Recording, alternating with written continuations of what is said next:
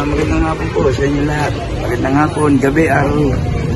Hapon, gabi, tanghali.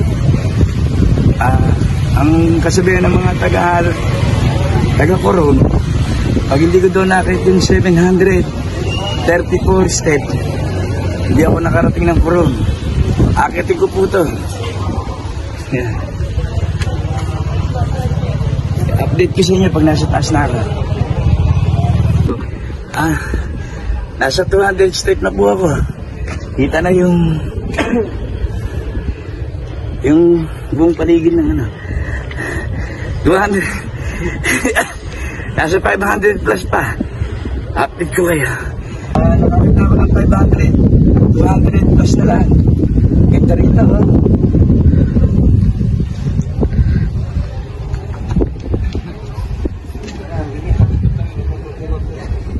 Yan, say hi. Hi.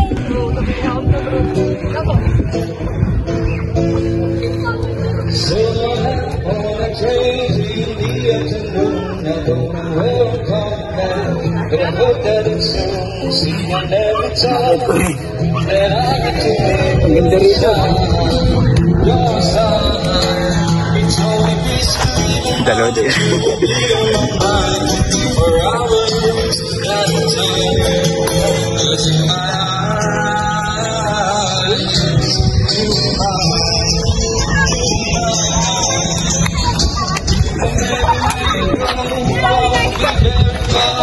In my head, I'll be right there where you are.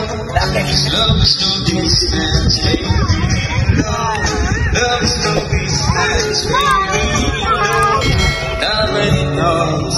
Naakit ko na rin yung yung tinamamatay, yung tourist spot ng mga foreigner dito.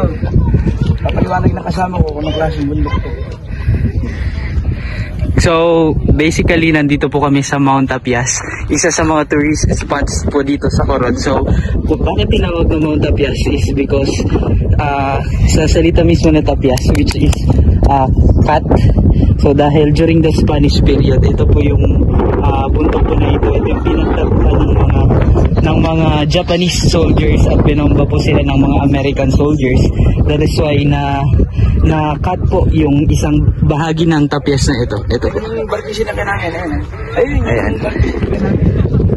Ayun, yun po, to go.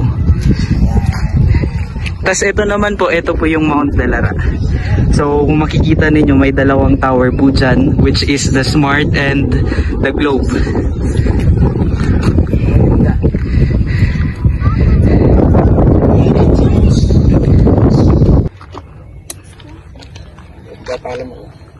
Ayan, ang ganda ng mga dagat dito. Kasabihan kasi ng mga tao rito, pag daw nakarating ka ng Coron at hindi mo naakyat to, hindi totoo nakarating ka sa Coron. Eto, nakarating ko na po yung pinakamagandang lugar dito. So, maraming salamat. Sana panoorin niyo yung YouTube channel ko.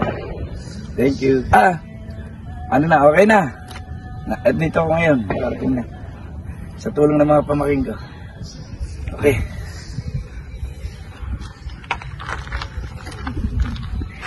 Wala